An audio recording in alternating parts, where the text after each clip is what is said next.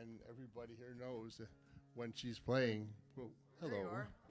Hello again. All right, our lady from the washroom is back. We can now start. The lady from the washroom. Well, You shall always be the- known as the well, lady see- from the washroom. well, these guys are here every week, so I always try and be nice to them. Okay, yeah, okay. Well, welcome to the Two-Way Street Coffee House. My name is John. I'm one of the directors here. I'm the guy who handles the money. We're hybrid again this week. We have the camera in the white box up there, up on the ceiling. There's only one. Smart guy. So, like I say, we live stream, so you can either be here like you are, or you can live stream. There was a lady from Arizona who's live streaming with us tonight. Yeah. Okay. I know who she is. Okay. Like I said before, we're a listening room when the performers are performing, or when I'm talking. We are a listening room. We're following the CDC guideline, which says that masks are suggested but not required. And so we have kind of a mixed group here tonight, and that's wonderful. Tonight, we are an all-volunteer staff, again. Tonight, I'll start with Miss Jennifer behind the counter.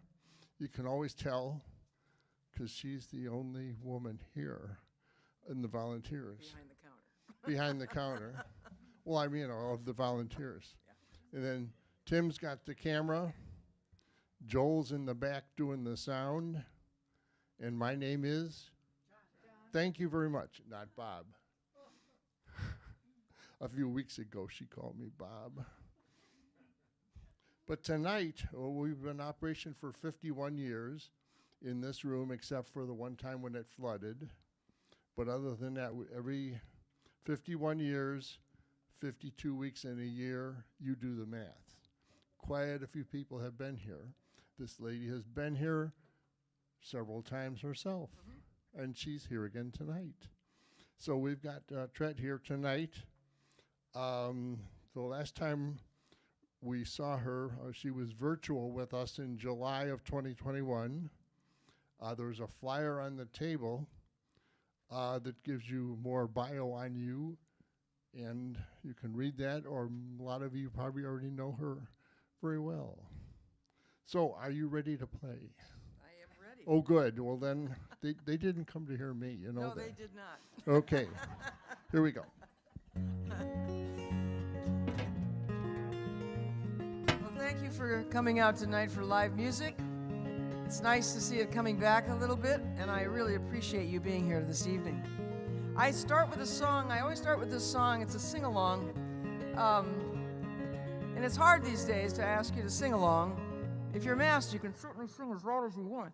But if you're not masked, I would recommend singing quietly, because we know that singing, though it's something we should do every day, spreads more germs. Isn't that a horrible thing to have to say? So the words of the chorus are: raise your voice so high like it's a piece of the sky. Let it rain down around you, let it rain. Raise your voice so high like it's a piece of the sky. Let it rain down around us all. I walk out onto the moon as I gaze upon this big round night. And I wonder, as I always do, how the sun can make the moon seem so bright. 'Cause it's a mystery to me, and it's a mystery to others I can see. And it's a reflection of our bodies, of our souls, of our hearts, of our hearts. Ooh. And I walk along the Nolan Trail as it winds along the river to the sea. And I marvel at the water as it runs so deep beneath my feet. 'Cause it's a mystery to me, and it's a mystery to others I can see. And it's a reflection of our bodies, of our souls, of our hearts, of our hearts. Raise your voice so high like it's a piece of the sky. Let it rain down around you, let it rain. Raise your voice so high like it's a piece of the sky. Let it rain down around us all. Ooh, ooh. And I stand out in the morning sun, and I can feel the warmth of springtime return. And I thank my angels for another run, where I can touch the earth and taste the burn. 'Cause it's a mystery to me, and it's a mystery to others I can see. And it's a reflection of our bodies, of our souls, of our hearts, of our hearts. Raise your voice so high like it's a piece of the sky. Let it rain down around you, let it rain. Raise your voice so high like it's a piece of the sky. Let it rain down around us all.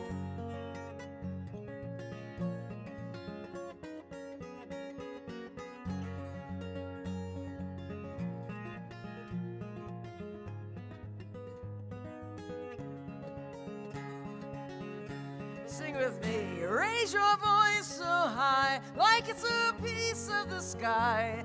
Let it rain down around you, let it rain. Raise your voice so high like it's a piece of the sky. Let it rain down around us all. One more time. Raise your voice so high like it's a piece of the sky. Let it rain down around you, let it rain. Raise your voice so high like it's a piece of the sky. Let it rain down around us all. Let it rain down around us all. Let it rain down around us all. Ooh, ooh, ooh.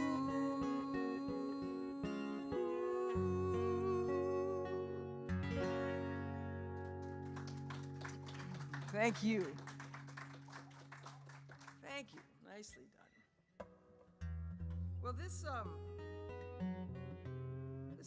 is theoretically my CD release tour, because in 2020 I recorded, during the pandemic, I recorded my 17th album.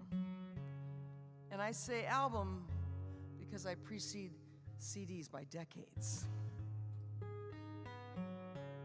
And it's very hard for a touring musician to release an album and then not tour it. I did get a lot of folk radio play, which I was so grateful for, because it's something that really helps in that time. And my CD was released at the beginning of 2021, and by the end of the year I had the number 14 CD for the year, and I was very proud of that.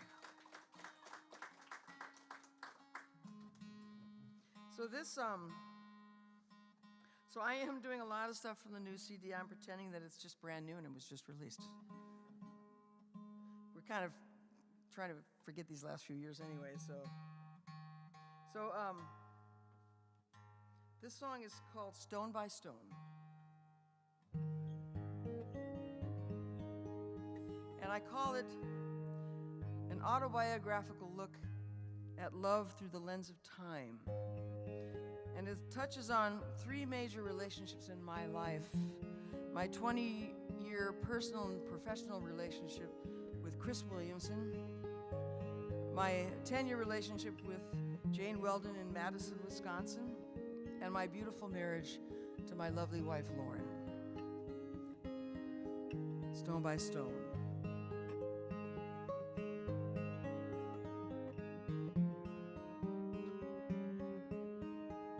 I had a life, it seemed so beautiful. I had a home, it was quite large. There were 2 horses and a studio, a great big fireplace, and I built the barn.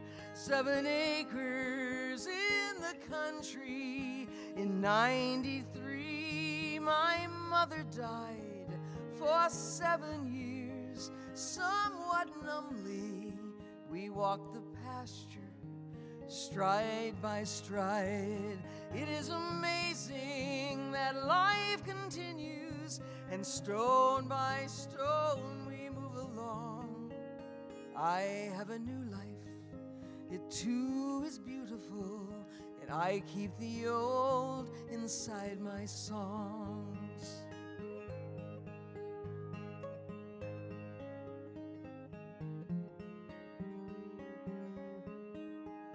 I had a life, I lived in Madison. I had a home, and it was small, but it was cozy. It had a lot of sun, and I raked the leaves come every fall. For 10 good years it felt like home, until our lost love left me cold. I shoveled snow and did it all alone, and I kept my chin up, both brave and bold. It is amazing that life continues, and stone by stone we move along. I have a new life, it too is beautiful, and I keep the old inside my songs.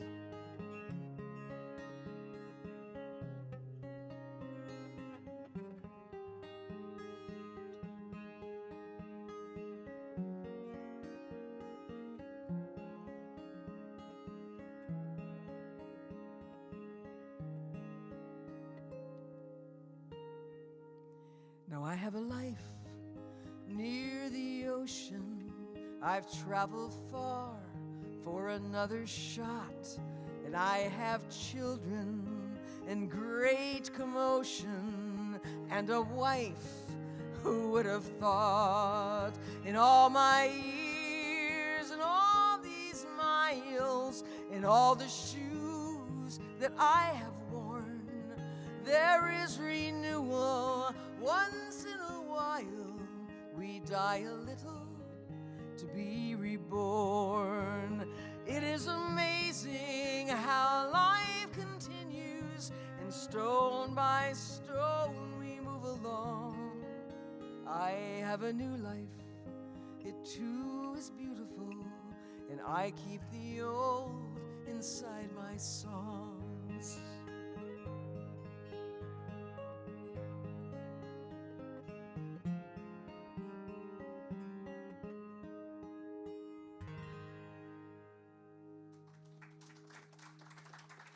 Thank you.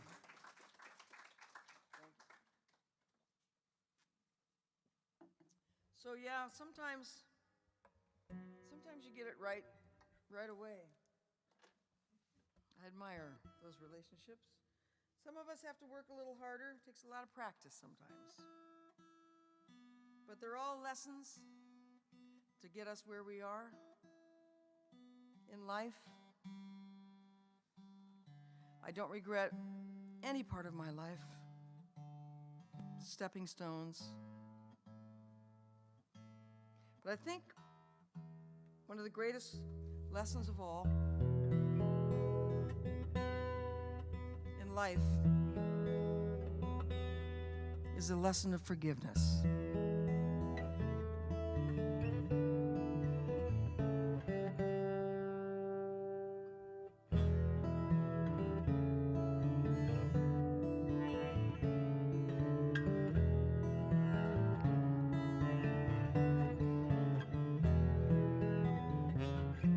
Watched you walk away,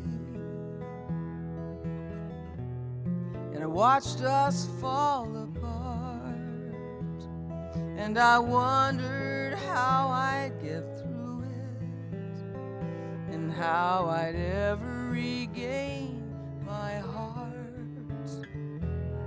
But the sun still shines, and the rain still falls, and the moon comes out, and the birds still call, and forgiveness is a powerful thing.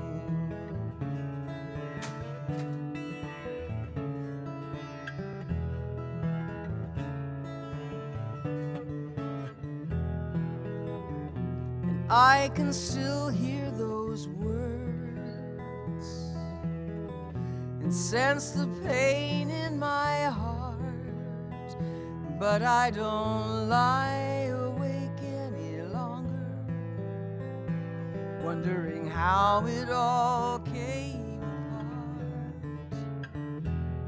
'Cause the sun still shines, and the rain still falls, and the moon comes out, and the birds still call, and forgiveness is a powerful thing.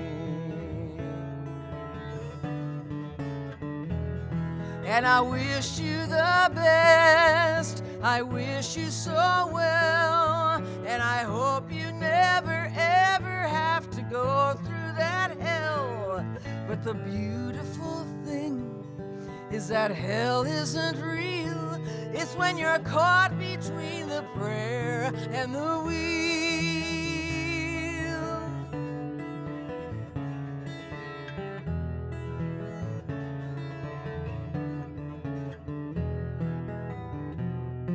And because I let you go, my stilled heart started anew. And because I didn't let my sorrow linger, I found a whole new world and a love so true. 'Cause the sun still shines, and the rain still falls, and the moon comes out, and the birds still call, and forgiveness is a powerful thing. And I wish you the best, I wish you so well, and I hope you never ever have to go through that hell. But the beautiful thing is that hell isn't real. It's when you're caught between the prayer and the wheel.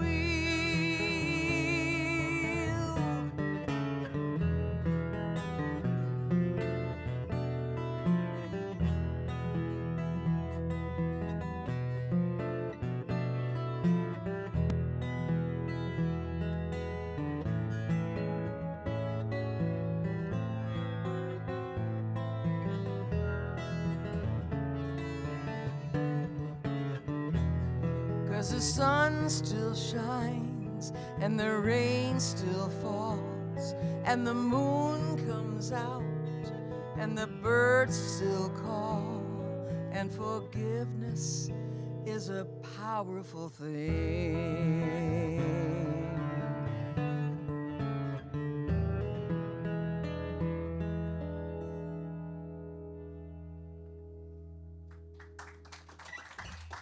Thank you.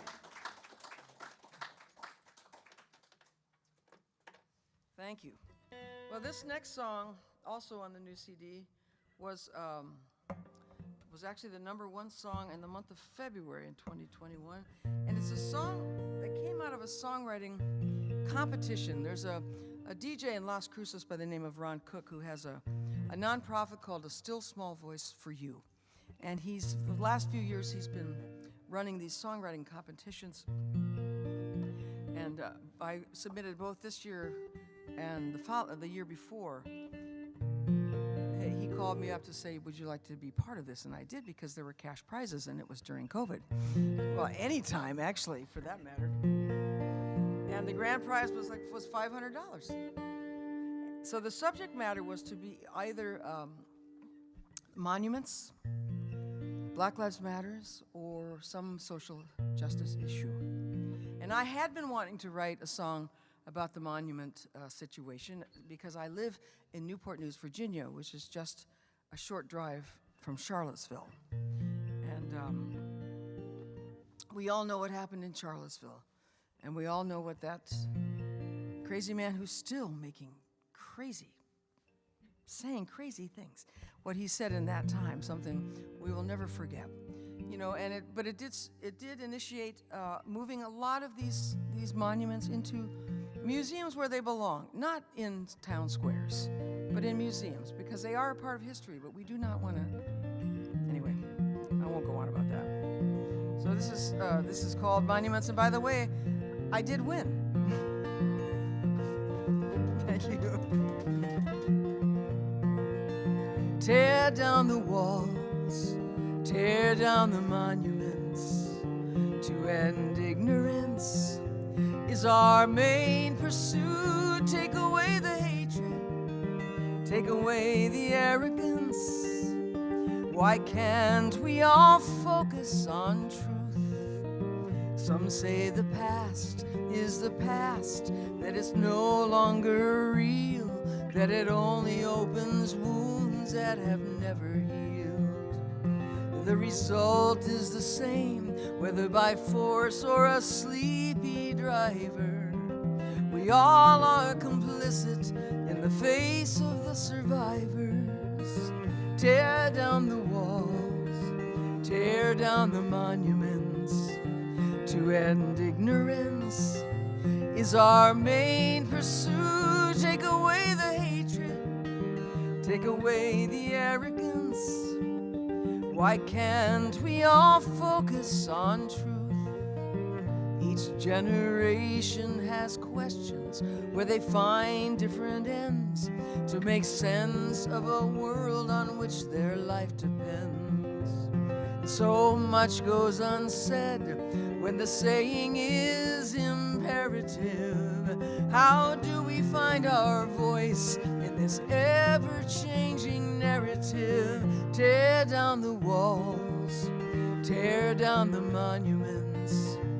To end ignorance is our main pursuit. Take away the hatred, take away the arrogance.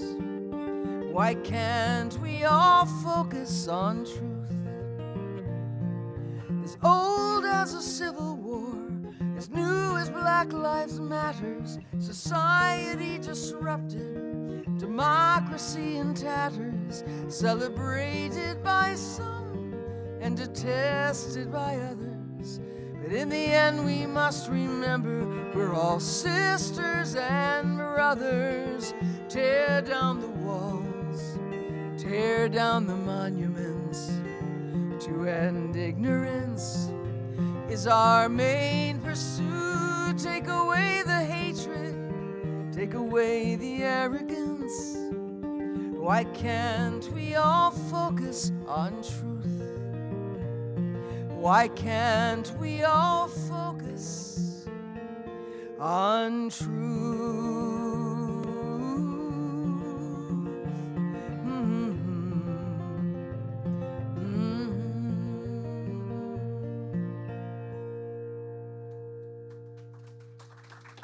Thank you. Oh, I forgot my tin cup. I left it in my guitar case. I have this little old, dented and worn tin measuring cup that I always carry with me now. It was my mother's. And it was something that I remember her using all her life. My mother was Italian. And she measured a lot of flour for those pizza doughs in that little tin cup. And cakes, flour for cakes. She was a wonderful, an amazing cook, really. And when she passed away, that was the first thing I wanted. And that was the first thing I took. And I don't use it. I keep it on a shelf until this tour. And if I remember, I'll get it out of my case. But you know what they look like. It was those old tin measuring cups. Now my mother, in her young days, she came here from Italy when she was 8 years old. And she grew up in the Bronx, in Little Italy. And when she was a young woman, she was a singer. And she was a big band singer in Yonkers for a hot New York minute.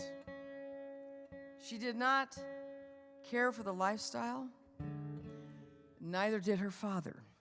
So that career ended soon. She was also a wonderful visual artist. She was a great painter and drawer. She drew a lot, charcoal and pencil. But she gave all those things up in World War II to marry, like many women in that era did, to marry and raise a family, to have children, and her children were her art, were her passion. And then cooking became her passion, which was true for a lot of Italian women. Our friends and relatives loved my mother's cooking. And there's one, and I loved cooking, and I wanted her to teach me, but true to most Italian women, they don't teach their daughters their recipes. It's like, oh, no, it's a little of this, it's a little of that. So I had to watch, and I had to learn. She only taught me one recipe right at the end of her life. She taught me how to make her chicken soup. It was called orange soup because there was a dollop of tomato paste in it. But it was, made from scratch, from a whole chicken, and she did all the noodles and everything, and it was a fabulous soup, and I still make it to this day. But I remember one particular instance which really cemented my love for cooking, but also my realization that I should not cook in front of my mother. Because I was home for a family reunion with my brothers. We were home up in Marquette, Michigan, where I grew up. And my brothers loved my eggplant parmesan. So they asked me to make my eggplant parmesan. And I thought, yeah, my mother, she'll be so proud of me when she sees my eggplant. So she was cooking a porchetta at the same time, in the same kitchen.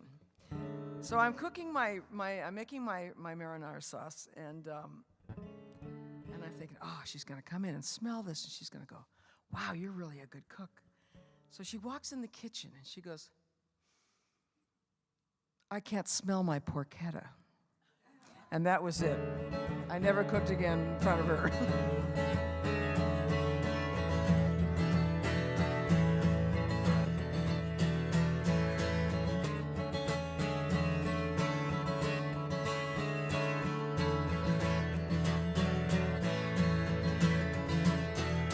My dear daughter, you kept that old tin measuring cup, the one that I so treasure that I couldn't quite give up. I used it most of my life, and it suited me just fine, measuring my ingredients, leveling to the line. My dear daughter, it was so dented and so worn, but I used it every day before even you were born. Like an old friend I could count on, it was something clearly mine. But the thing I failed to measure was time. I kept it all those years, now you keep it on display. I didn't want to part with it, I used it every day. It measured love and life and food so fine. But for you it measures the passing of time, the passage of time. My dear daughter, I'm gone 27 years, and I know that when you hold that cup, your eyes well up with tears. Now it measures all the many ways you've grown, a testament to all you've done and all the things you know. I kept it all those years, now you keep it on display. I didn't want to part with it, I used it every day. It measured love and life and food so fine. But for you it measures the passage of time. The passage of time. The passage of time. Oh, time, my dear daughter, you've lived many of my dreams, a singer and an artist and a good cook, so it seems. When your time is done, I hope you also pass it on to Austin or your daughter or your son. I kept it all those years, now you keep it on display. I didn't want to part with it, I used it every day. It measures love and life and food so fine. But for you it measures the passage of time. It measured love and life and food so fine. But for you it measures the passage of time. The passage of time. Passage of time. Oh, time, the passage of time, my dear daughter.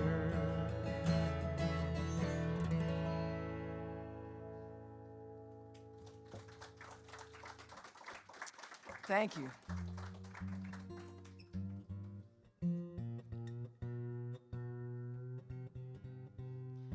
So my mother was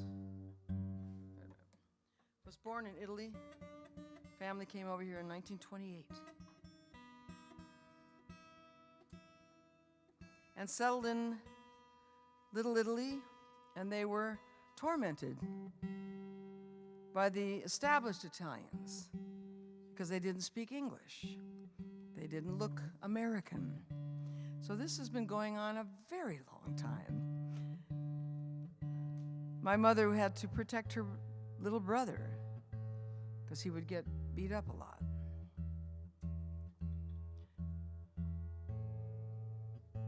But my grandparents, interestingly, they had a very interesting beginning in their relationship. My grandmother, Rosaria Diomede, had a brother who was a professor. Professor Diomede. And he was dating my grandfather's sister, Cosenza. And the Cosenza parents were very excited because she was going to marry a doctor. And they saw money. So they married, and then they found out he was a professor, not a doctor of medicine. There wasn't a lot of money involved. So when my grandmother and my grandfather started dating, his parents said, no way, we're not going to be fooled again. You're not marrying another Diomede. So what did they do? They got pregnant, which is, this is the beginning of the early 1900s in Italy, Catholic family. And they got pregnant so that they could get married. I just think that's remarkable. And they had their 3 children, and they started talking about coming here, and my grandfather came first, like many men would do, to get a job and to find a place for their family. And like many men those days and even today, they forget to go back and get their families. They're having such a good time in the new world. And that happened with my grandfather. He was here for like 2 years before he went back and got his family, before my nanan wrote him a nasty letter and said, you get back for us right now. And he did. And then a year later, they all came here.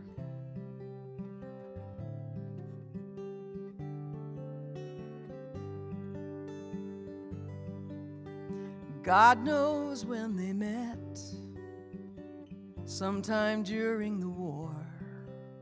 A flame flared up quite quick when he walked in her door. A fantasy unspoken, he was charged, she was sure. They walked right up to each other forevermore.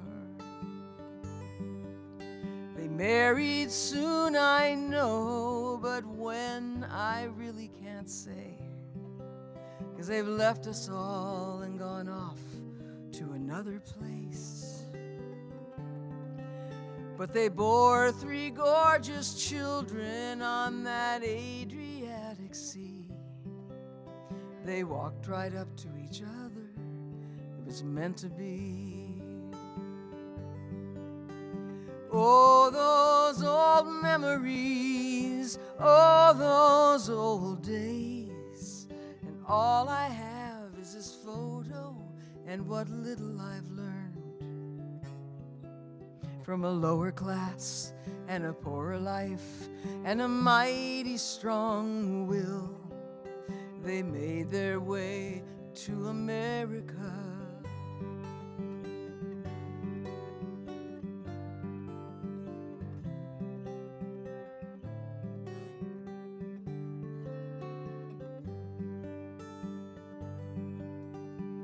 Papa, he came first, and he forgot to go back. And Nanan wouldn't speak to him, she was so mad. Then he finally wrote, "Get home for us now, or don't you bother to come." So he got right back to his family, afraid they were done. Oh, those old memories, oh, those old days. And all I have is this photo and what little I've learned from a lower class, a poorer life, and a mighty strong will. He made their way to America. All alone in a world they don't know, in a neighborhood that hated them for their differences. But they managed with each other and grew strong despite the spite. Welcome to America.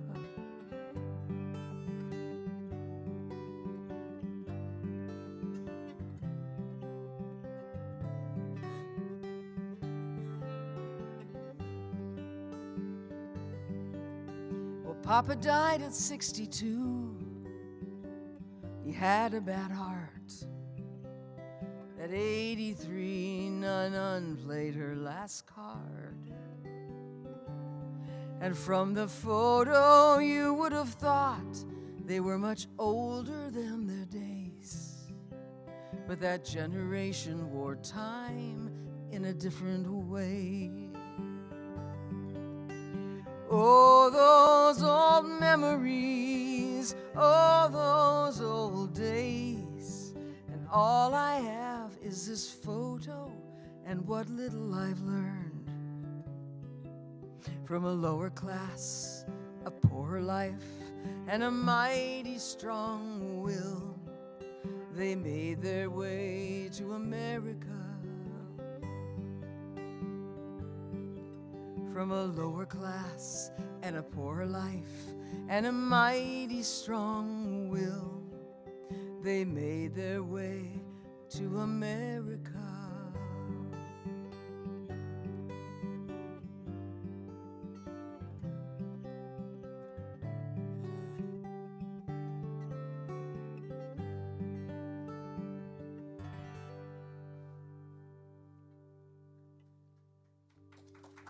Thank you.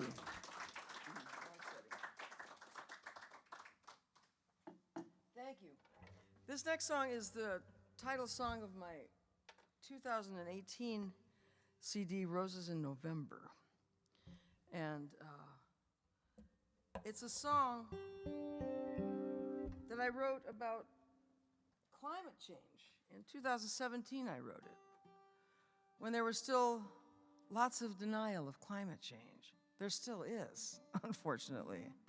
How that could be, I cannot even understand. The amount of tornadoes, the amount of wildfires, the floods, and it's just getting worse and worse every minute. When I think about this song, it feels very naive because we have progressed so rapidly in the destruction of our planet. And now here we are, unfortunately, trying to roll back fossil fuels, and now we're in the middle of a war, and we're releasing more and more fossil fuels. But I wrote this song because I was lying in bed one night. As I mentioned, I live in Newport News, Virginia. It's Southern Virginia. It's quite temperate climate. And it was November, and I'm lying in bed, and our youngest child's grandmother brought our youngest home from a weekend with the grandparents. And when Grandma Brenda got out of the car, she said, "Oh, you have roses in November." And even though it's Southern Virginia, it's not right to have roses in November.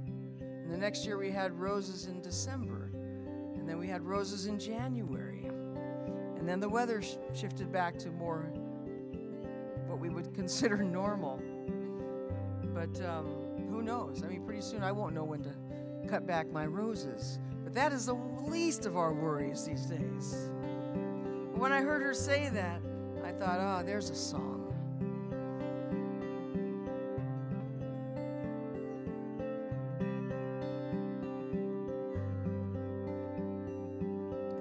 Fall is showing up much later this year. Roses blooming in November. I picked tomatoes from the garden last week. Another unseasonable season. Peppers red and hot and dropping to the ground. And I've got a fall crop of zucchini. It's still too soon to rake the autumn leaves. Another unseasonable season. And did you notice that the hurricanes are fiercer? Tornadoes tearing up and ripping our towns. But let's go driving through the countryside. Gas is much cheaper these days. Okay, I wrote this a few years ago.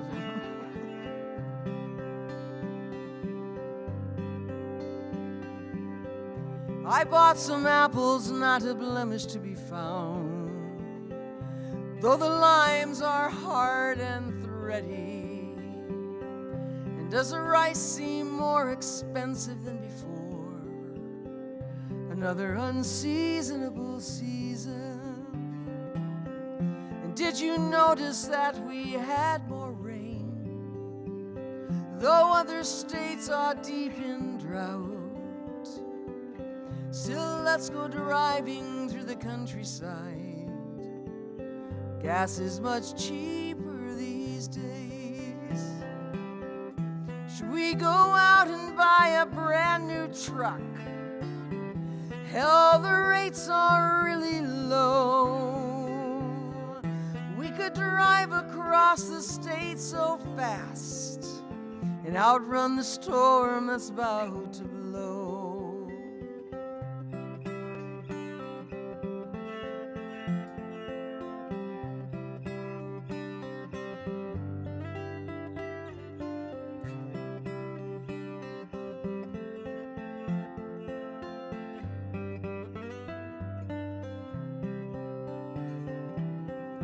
Did you notice that the hurricanes are fiercer? Tornadoes tearing up and ripping our towns. But let's go driving through the countryside. Gas is much cheaper these days. Fall is showing up much later this year. Roses blooming in November. And I picked tomatoes from the garden this week. It's so unseasonable these days.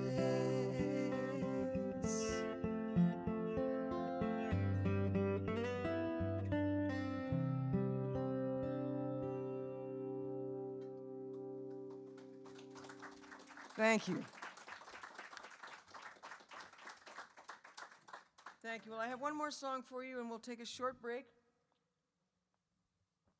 because I want to make sure you all have an opportunity to shop, because it is a very important part of the concert experience. I have all the CDs that are in print over here on the piano, including a 4-CD compilation that I call the early years, and I also call it the mullet years,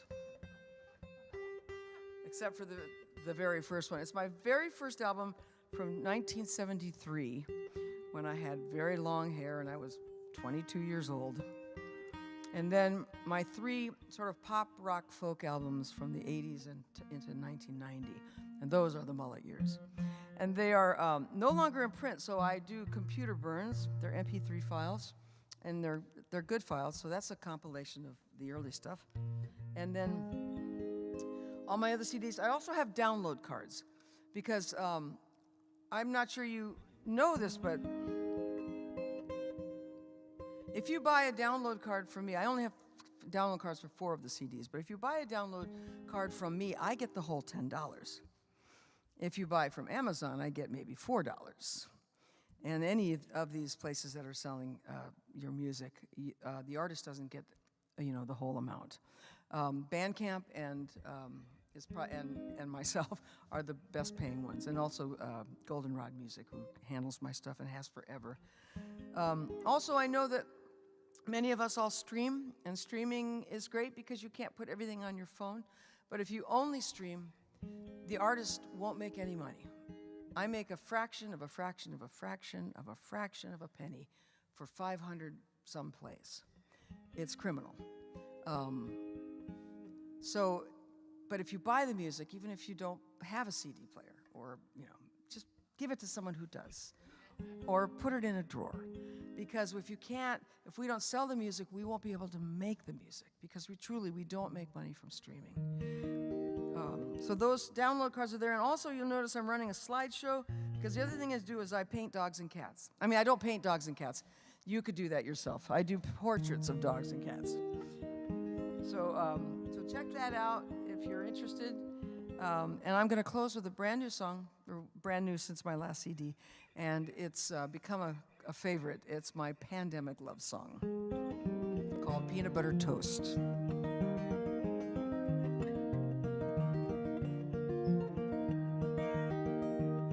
Well, the side door opens and you walk inside. I say, hey, baby, what you doing? You've been in so many meetings that you're bleary-eyed. I say, hey, baby, how you doing? It's cold out there, won't you come to me? I'll hold you till you're warm in the center. I'll hold you all through the winter. It's been the longest year that has ever come. I say, hey, baby, don't you think it? 12 months and counting and we're still not done. I say, hey, baby, don't you think it? I went down to the corner just to get away, but I ran right back to your embrace. I had to see that smile on your face. So give me a little of your coffee, give me a little of your time. Make me some toast in the morning, put a little peanut butter on one side, and I'll give you a little of my love, and I'll give you even more of my heart. Make sure that you write me a letter when we next find ourselves apart, 'cause I don't ever, ever, ever, ever, ever want to lose your love.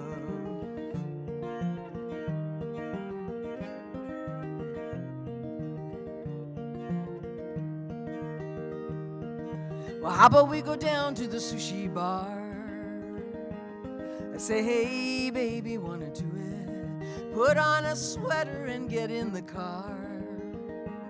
I say, hey, baby, wanna do it? Or we could sit at the counter where there's no one else and have a little bit of private conversation. the closest thing to a vacation. So give me a little of your coffee, give me a little of your time. Make me some toast in the morning, put a little peanut butter on one side, and I'll give you a little of my love, and I'll give you even more of my heart. Make sure that you write me a letter when we next find ourselves apart.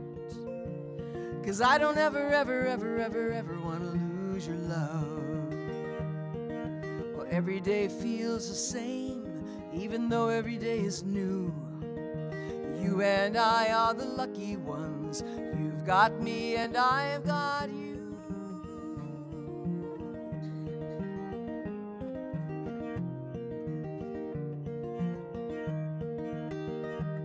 Well, pretty soon we'll be swimming in the deep blue sea. I say, hey, baby, can you feel it? Take off your mask and jump in with me. I say, hey, baby, can you feel it? We'll remember those days, we'll remember these nights, because we never really want to forget. It's brought us closer together, you bet. So give me a little of your coffee, give me a little of your time. Make me some toast in the morning, put a little peanut butter on one side, and I'll give you a little of my love, and I'll give you even more of my heart. Make sure that you write me a letter when we next find ourselves apart. 'Cause I don't ever want to lose your love. No, I don't ever want to lose your love.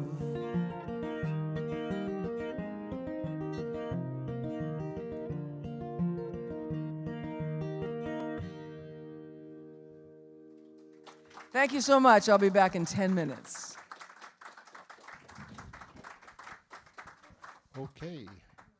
Like she said, about 10 minutes. I usually gauge that by there's no line at the washroom. You know, so give or take 10 minutes.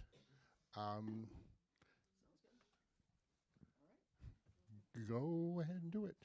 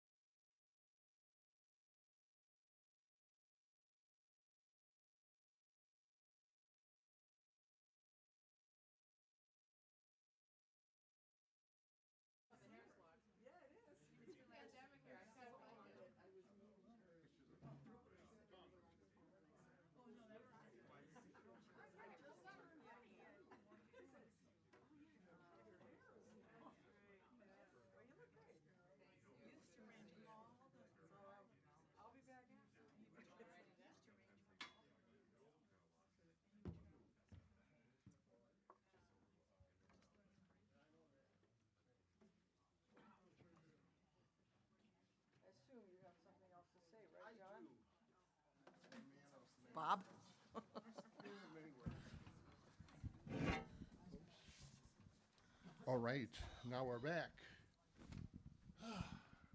What a wonderful first set. Just yikes. Thank you. You had me just going, after so many songs, just bringing back the memories. So tomorrow in this room is a sing-along from 2 to 4. You can either sing, you can play, you can listen. Doesn't matter. There's books in the counter, or you can bring your own. Tuesday, there's a BYOS. Bring your own song, yes. And that's on Tuesday, this coming Tuesday the 10th, in this room. I think it's 7 to 9. We've got people booked in this room pretty much through the end of the year, maybe even a little into next year. Next week, we've got two guys coming in. They call themselves Central Standard Time. And the word on them is they used to play at camp together. And then they went away to college and they were roommates together. And then they decided to go out and play some music together. And so they will be here together. Thank you very much. Thank you. Fill in the blanks. All right, other than that, we're still in need of volunteers. We are trying to get people more interested in coming out and giving us a hand.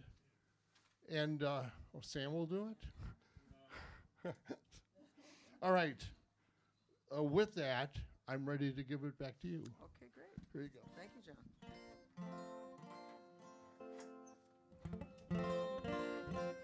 Well, this is also from the new CD, and it's there's a reason I wrote this song. Well, there's a reason I write every song, needless to say. But in the years 2018 and 2019, pre-COVID, I lost 20 people.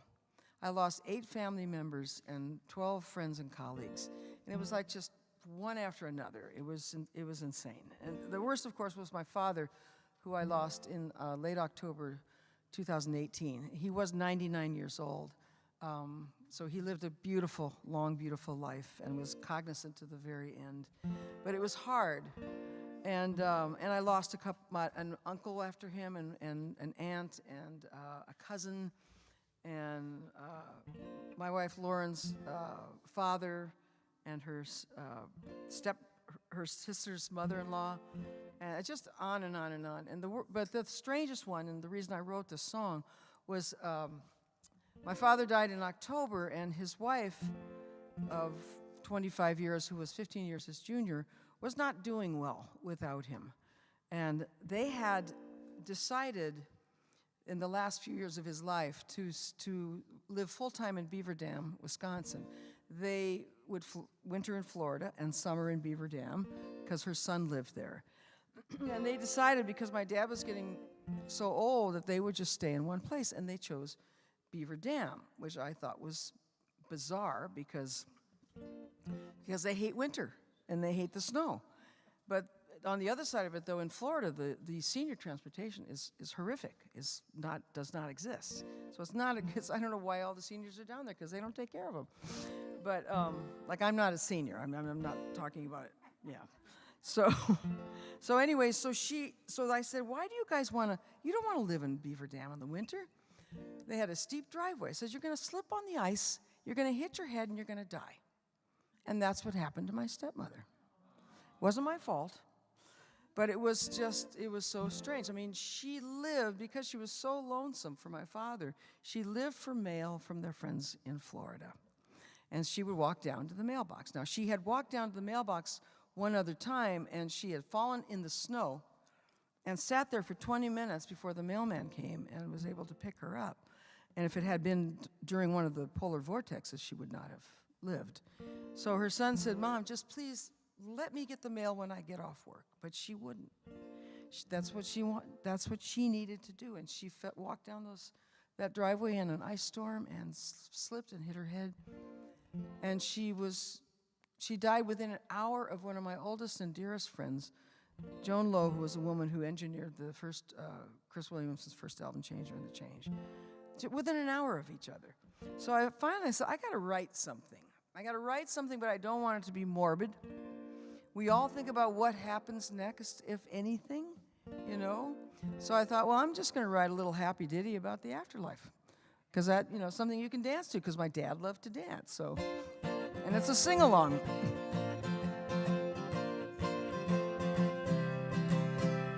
You step outside, you just don't know. You step outside, you just let go. And in that movement, and in that fall, and in that instant, it all comes to a halt. Afterlife, afterlife. We're sitting here wondering what comes up. Afterlife, afterlife. That's your part if you want. You're a little off, you're not yourself. You're a little off, you call for help, and it's off to the doctors, off for some tests. It turns out to be more than just bed rest. Afterlife, afterlife. We're sitting here wondering what comes up. Afterlife, afterlife. One foot in front of the other, one laugh longing for more, one kiss blown to the one you love as you turn to choose which door will be the door.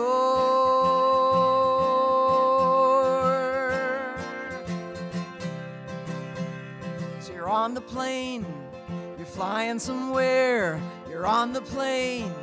You're slightly scared, a little bit turbulent, a little rough air.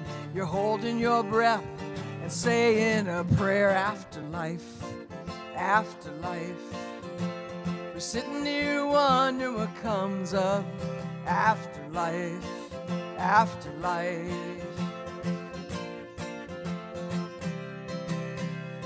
One foot in front of the other, one laugh longing for more, one kiss blown to the one you love as you turn to choose which door will be the door.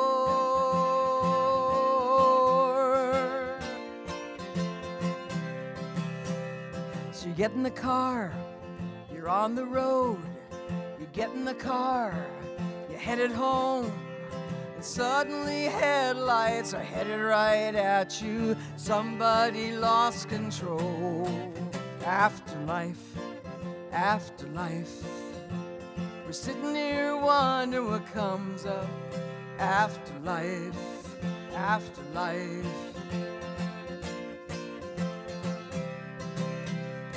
One foot in front of the other, one laugh longing for more, one kiss blown to the one you love as you turn to choose which door will be the door.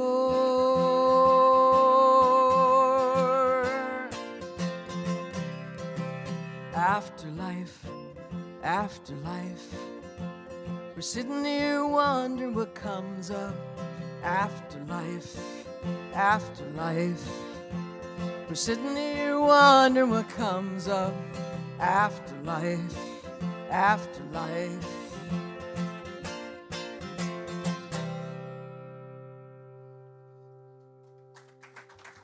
Thank you.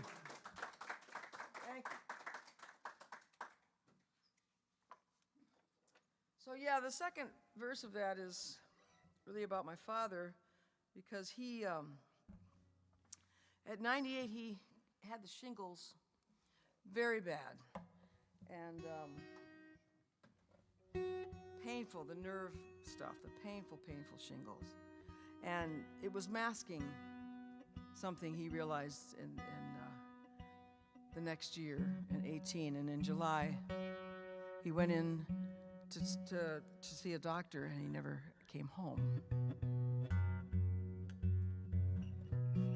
Because they found his colon cancer had returned, which he had beaten 25 years before.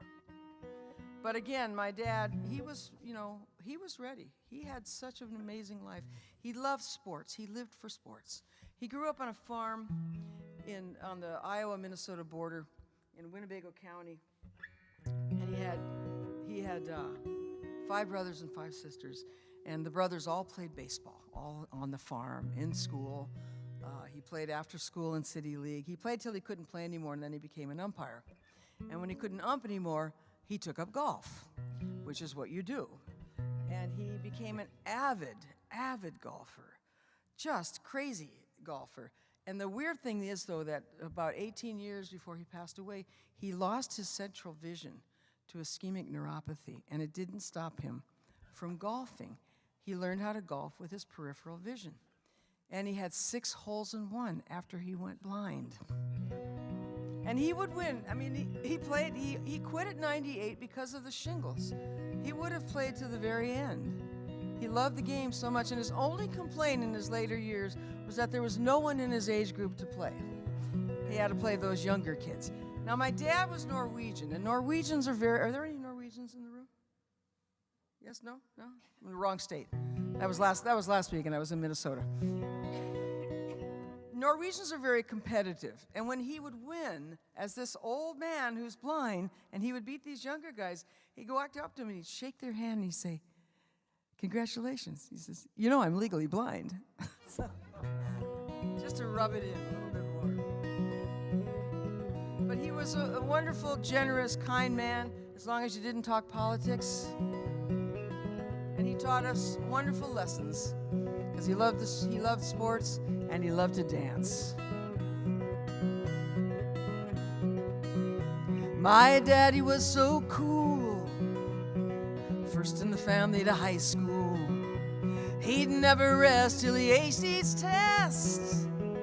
Baseball was his golden rule. My father loved the game, big town hero with small town fame. He'd block the plate, seal the runner's fate. Baseball was his middle name. Keep your eye on the ball, keep your feet firmly planted. Take that swing when the pitch feels right. Trust your instincts, trust your truth. Hit that ball just like Babe Ruth.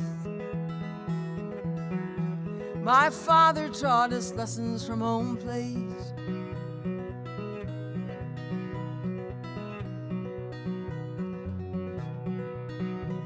And my daddy was so neat, and his temperament was soft and sweet.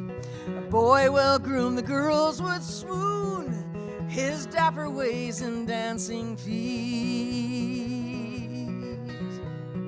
Out in the Chevrolet, off to the dance the band would play.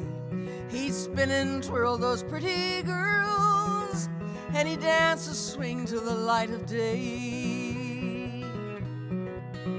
Keep your ear to the beat, keep your feet firmly planted. Take that dance when the song feels right. Trust your instincts, trust the air. Swing that date like Fred Astaire. My father taught us lessons from home plate.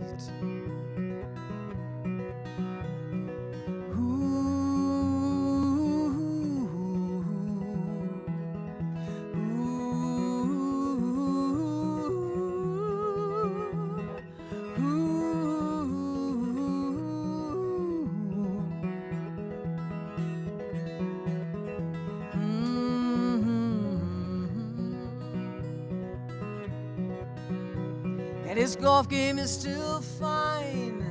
6 holes in 1 since he's gone blind. 18 holes at 98 years old. Sound of body, sound of mind. Keep your eye on the ball, keep your feet firmly planted. Take that swing when the wind feels right. Trust your instincts, trust your creed. Hit that ball like old Sam Snead. My father taught us lessons from home plate. My father taught us lessons from home plate. My father taught us lessons from home plate.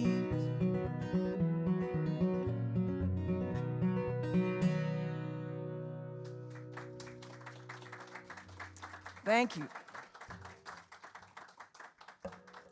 Thank you so much. So in July, he went in, as I said, for a doctor's appointment, and he never came back. And when they told him he had cancer, he said, well, I'm not going to do anything. I've lived a beautiful life. So he was in rehab for July and August, and I went to see him in August because we assumed he didn't have long. He did not look well. So I went to Beaver Dam. We played some cribbage, took him to lunch, and I said my goodbyes, assuming he would be gone by the end of the month. But he wasn't. And the reason he didn't go in August was because he found out that his beloved Brewers were in the playoffs. And the Packers had a chance at the Super Bowl. Now, the Packers lost in a wild card game that year, but the Brewers went 7 games against the Dodgers. And he watched every game. The first games, he was still in the rehab, and he'd sit in his wheelchair, you know, with the TV screen in the rooms way up high, with the most beatific smile on his face. He was so happy to watch his game. And then they moved him to a hospice care, and by the last game, he couldn't really lift his head, and my stepsister, who was with him a lot, gave him a play-by-play of the game. And he would tell her, as she's telling him who's up to bat, he would give her the entire statistics of that player. He knew every player of that game and every game. So when they lost in that 7th game, because they went 7 games, he was ready to go. And he said, "The Lord has finished my mansion in the sky. I'm ready to go." Well, who's to say the Lord didn't make him a mansion in the sky? Although I think the Lord would have made him a 36-hole golf course. But, you know, whatever. And then he went on his way. Just one more game before I go. Just one more chance to see a home run from my favorite team, my favorite game. Before I board the one-way train across that great divide.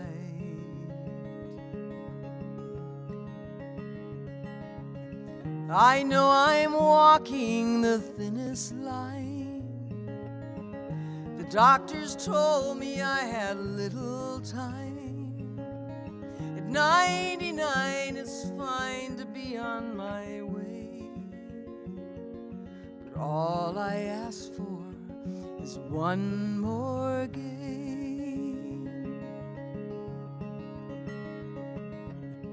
I can't wait to hear the play-by-play as I awaken grateful every day. And I remember every player's name. And all I ask right now is one more game. Just one more game before I go. Just one more chance to see a home run from my favorite team, my favorite game. Before I board the one-way train across that great divide.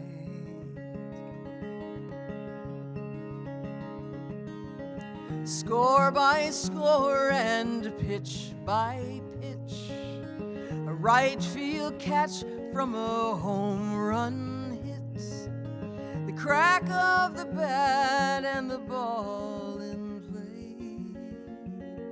Oh, how I loved that one more game. I've got my father's cap, his cribbage board, a favorite memory of a great golf score. his joy in the game and his competitive streak, and a love that runs so deep.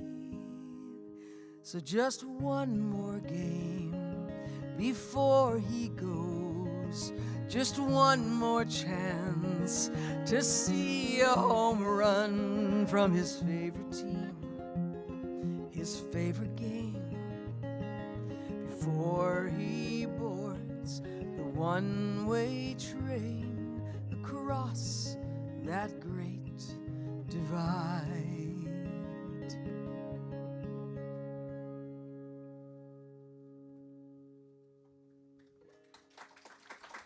Thank you.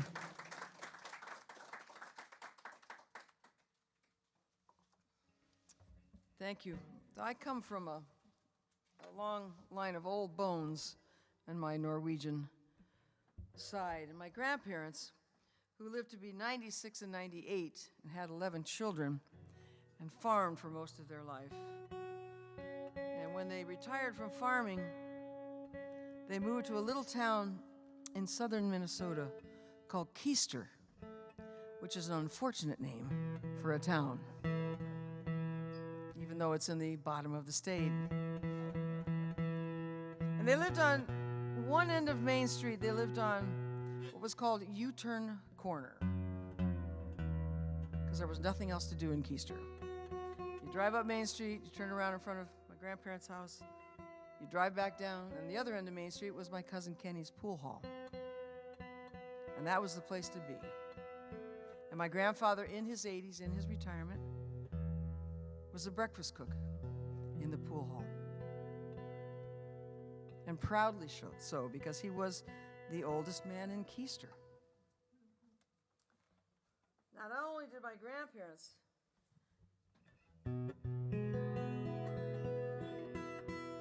live into their late 90s, my oldest living relative was my great Aunt Gertie, and she was 105.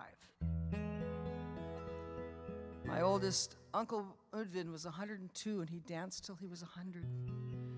My Aunt Burnett was 103. And Uncle Glenn was just shy of his 100th birthday, and my dad was just shy of his 100th birthday. And there's one of the 11 left. My Aunt Burdell turned 100 in December. And I hope I live that long. I hope I have those genes, but I'm half Italian and we die of holding grudges. So. But this was a wonderful town, a town of 700, and we used to have our family reunions in the park across the street from my grandparents in that town. And because my grandfather, Clement Fure, married Anna Flo, and Clement's sister Ella married Anna's brother Stefan in a double wedding, and they had 17 children between them. I have 50 first cousins on that side, so the family reunions were huge, but so much fun. And a lot of times when we were living in Iowa, my parents would just drop me off at my grandparents' house to spend a week with them. And I used to love that time, because I was able to sleep on the front porch on the daybed. And in those years, across the street in the park, in the summers, they would put up a wooden roller skating rink. And I used to lie in that bed and listening to the skaters go round and round, dancing to songs like, "It's been a blue, blue day, I feel like running away, I feel like running away from it all." Of course, after several years, they stopped bringing the roller rink, but there was a little theater called the Key Theater in Keister, and that was open until COVID. They would have concerts there.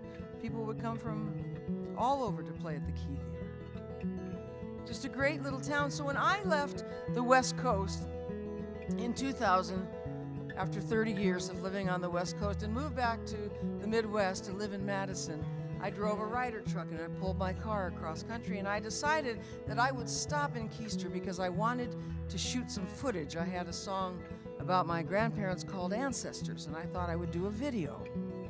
So I wanted to sneak through town because I really didn't want to see anybody. I wasn't in a very good place. So I thought I would just sneak through town in a rider truck, pulling a car with a camera in my face.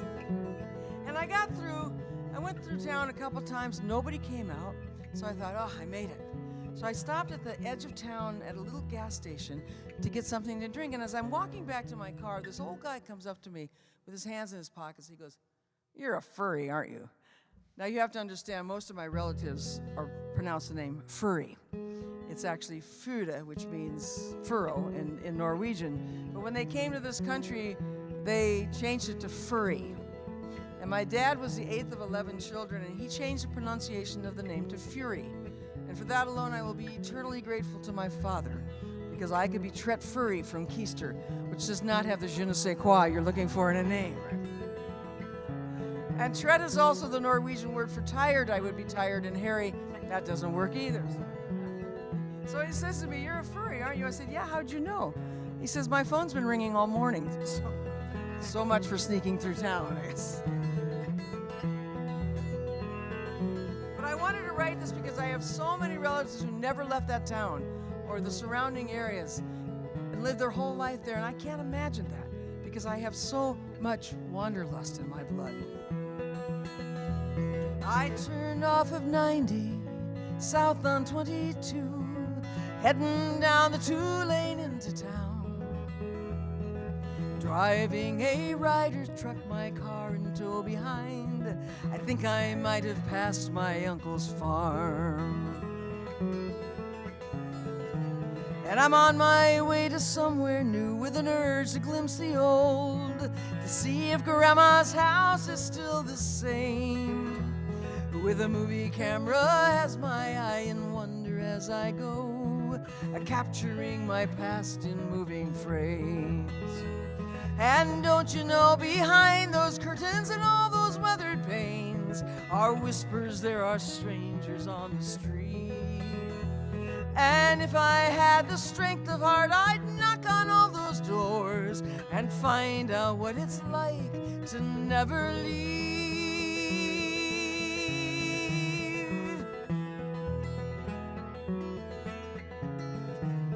My grandma's house is standing, I almost see her standing too. And here it's been a blue, blue day from the park. And though the roller rink has come and gone, the theater's lit up bright, well, I'm quite surprised it hasn't gone dark. And Kenny's pool hall isn't there now, and he has long been gone, and the family still owns Grandma's place. Well, I drove away before I had the nerve to ask around, but at the time there were things I couldn't face. And don't you know, behind those curtains and all those weathered panes are whispers, there are strangers on the street. And if I had the strength of heart, I'd knock on all those doors and find out what it's like to never leave. Well, I can't imagine what it's like to live one place and never leave, to live your life in just one town, to have no chance to move away, or maybe never want to. So I tell myself that I'll go back, and this time really stay, and look into the eyes of my family. And I'll ask them all to tell me tales that I have long since lost. I hope I have the sense to fill that dream. And I will sit behind those curtains and all those weathered panes. I won't be the stranger on the street, to hear the stories from the heart and open up old doors and find out what it's like to never leave.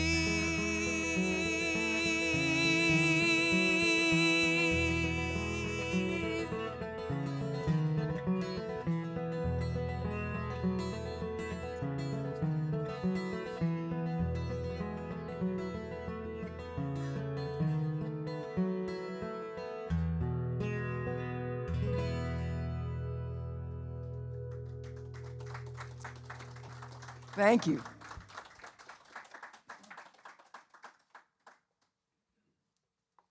Thank you. So this next song is a true story. I mean, not everything that I write is really a true story. I'm very blessed with a rich family history. But this is a song about getting my first guitar when I was 11 years old. Before that, I had played piano and violin. But at the age of 11, we were just about to leave Chicago, Libertyville, where I had lived for 4 years, to move up to the Upper Peninsula of Michigan. And my oldest brother decided he was going to play guitar. So he walked into the house with a guitar, and I said, "Mine." And I took that guitar right out of his hands, and he had to get another one. And as he says, he taught me my first chord, and then I taught him everything he knew on guitar, because I was born to play. I knew, when I first touched that guitar, I knew who I wanted to be. I wanted to be Bob Dylan. I didn't want to look like him or sound like him, but I wanted to write songs that might change people's lives, that might move people. I wanted to travel the world and bring my music everywhere with me. And I have had the great honor of doing this now for 51 years. So those dreams do come true. Amazing. So there's one little story in this that I have to share with you before I do the song. And it has to do with the line in the song that says, a hot dog wagon from The Price is Right, my dad wanted on the show one night. Because we used to go to New York twice a year to visit my Aunt Rose. My mother had to go see her sister in Yonkers. And we go to Yonkers, and my mother loved The Price is Right. She loved Bill Cullen, and she always wanted to be in the audience. She wanted to go to a show. So finally, the winter before we moved to Marquette, they got to be on the show in the audience. And when you're in the audience, when you come in, they take all your information. They take your name, where you live, what you do, and you are chosen. Someone is chosen from the audience for the next show. So the show ends, and my dad gets picked. And my mother was pissed because she wanted to be on The Price is Right. You know, they didn't pick a lot of women in those days, though. So my dad gets picked, and he ends up being the big winner for the day.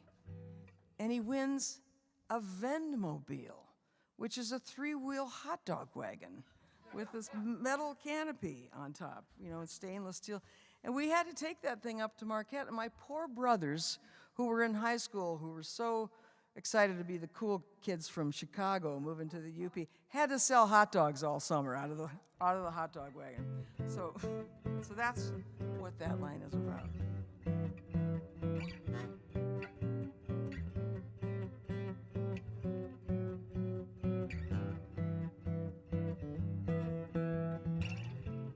When I was 11 years old, we left our home in Chicago, traveling to the north so far.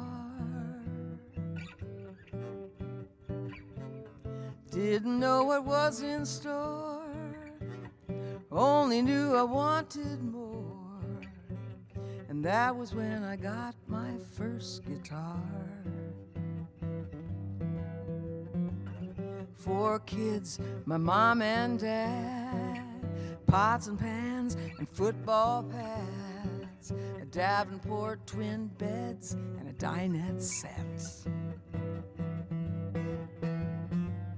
A hot dog wagon from The Price is Right. My dad wanted on the show one night, and that was how we showed up in Marquette. Hated leaving that 1-block street, 30 kids, including me, 4 years of playing in that empty lot. I said goodbye to my best friend. I don't think I ever saw him again, but this was not my choice, like it or not. When I was 11 years old, we left our home in Chicago, traveling to the north so far. I didn't know what was in store, I only knew I wanted more, and that was when I got my first guitar. Well, that guitar saved my life. A new chapter was in my sights. I took it from my brother when he walked in that door. It didn't matter what new friends I made, I just wanted that guitar to play. Hell, we had already moved 4 times before. When I was 11 years old, we left our home in Chicago, traveling to the north so far. Didn't know what was in store, only knew I wanted more, and that was when I got my first guitar. Didn't know what was in store, only knew I wanted more, and that was when I got my first guitar.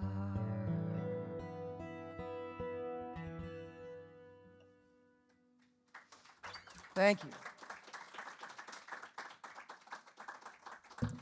Thank you.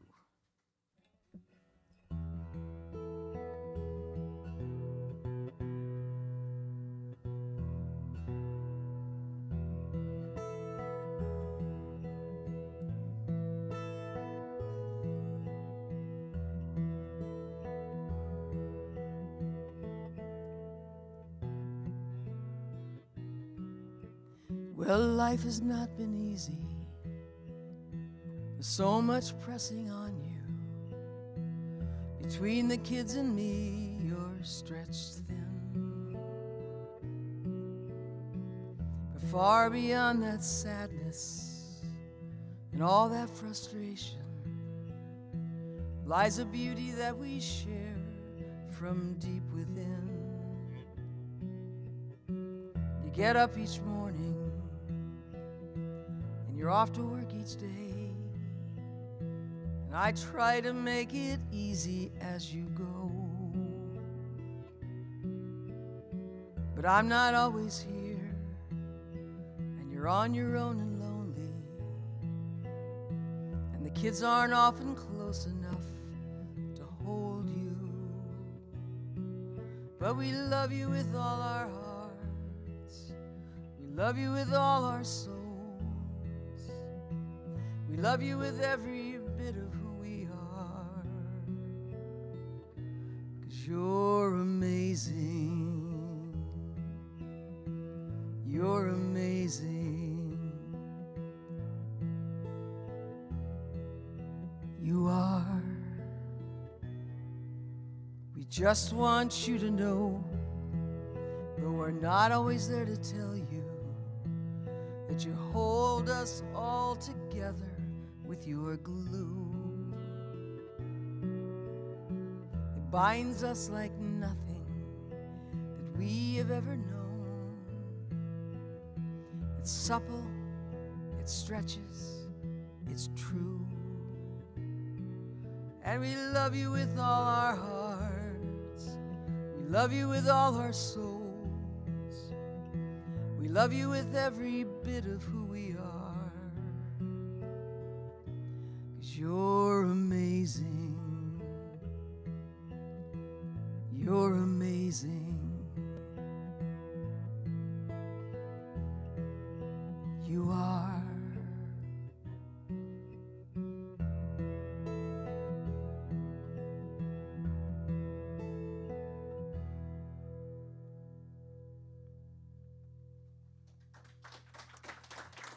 Thank you. Thank you. Well, I have one more song for you. We've come to the end of the evening, and again, I thank you all so much for being here tonight. This has made this a fantastic experience for me. And I'm happy to be back here. I'm happy to be back playing live, and I'm grateful that you are open and that you are open to coming out for a show. Joel, thank you for bringing me back. Thank you, Jen. Thank you, John. All the volunteers, thank you so much for all you do to keep live music happening. It is important. And the store will still be open if you need something on the way out. So let's go out with a song. It's another sing-along. It's a song that we really need in these times. We need it any time, all time. But especially with what's going on in Russia and Ukraine, in this horrible, horrible war that this madman has started.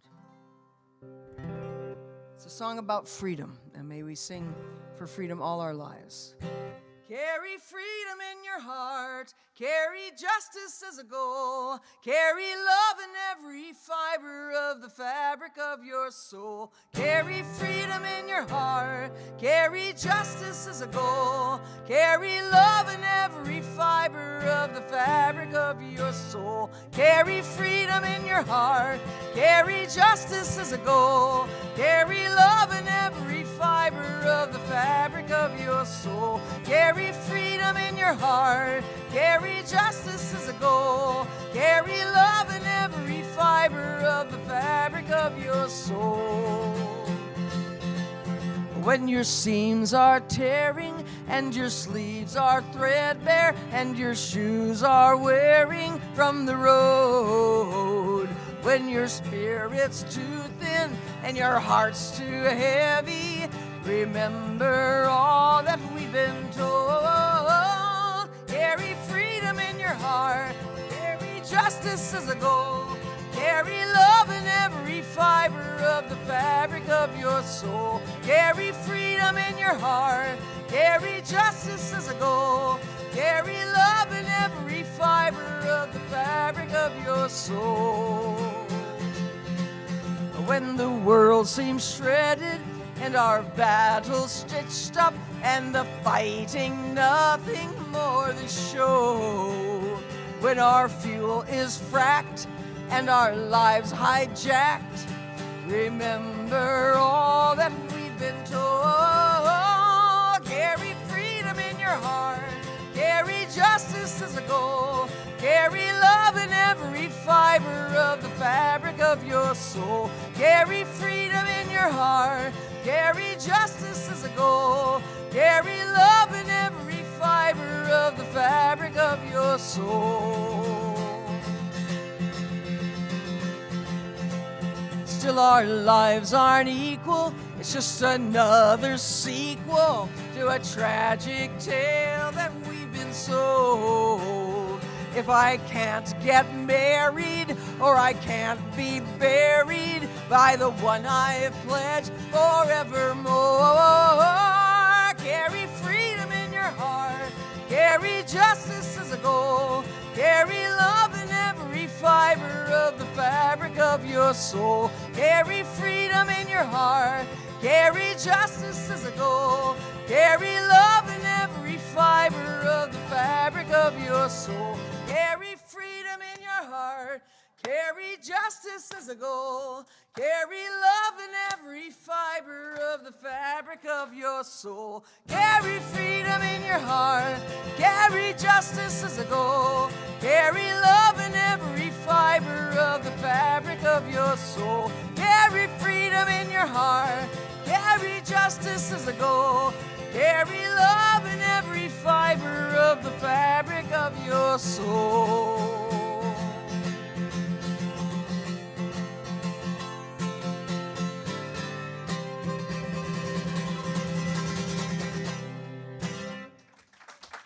Thank you. Thank you so much. Thank you. I believe we've got freedom in our heart and every fiber in our soul.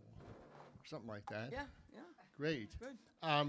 Just to remember, next Friday, Friday the 13th, we've got Central Standard Time in Central Daylight Time. right here at 8 o'clock. But nobody gets out of the coffee house without an encore. Do you have one more you might play for us? I might have one more song. Oh, good. Otherwise, I look like an idiot. Yeah, squeeze it out, right? Yes, indeed. Well, this is a song about keeping the light in our lives and in love in our hearts, especially as we face these very dark times right now. What the Supreme Court is doing, and if they're not going to stop with abortion. So keep that light of love in tune in your hearts.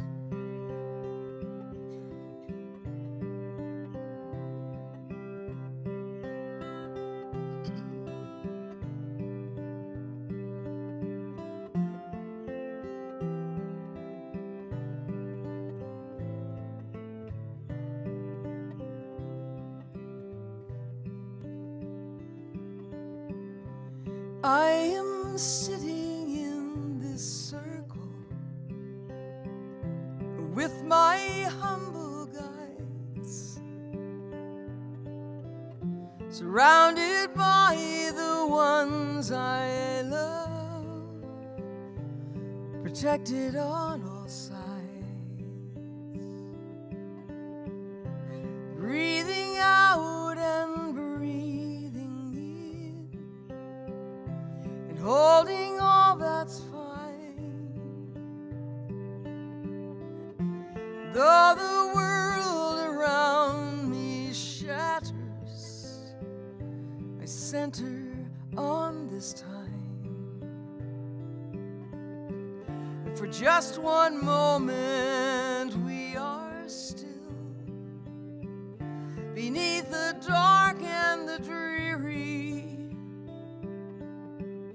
If we could shine a light so strong, we may not feel so weary.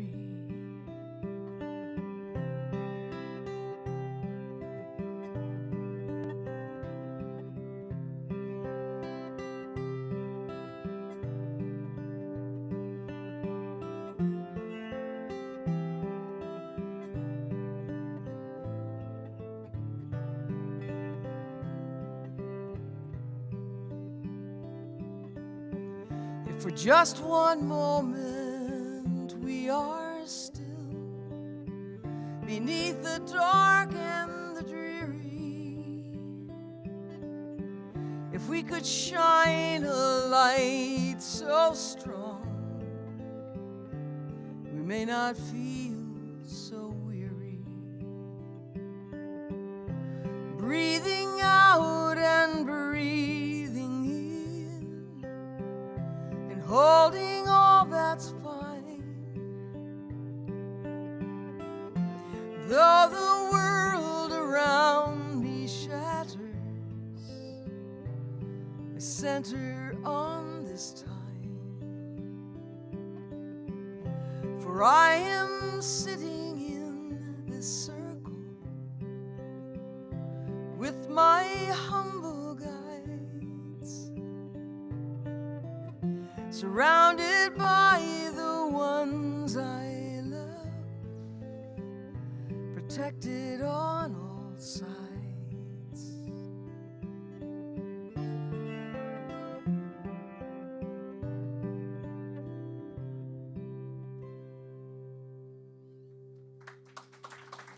Thank you so much. Please drive safely, stay safe, and I will see you again.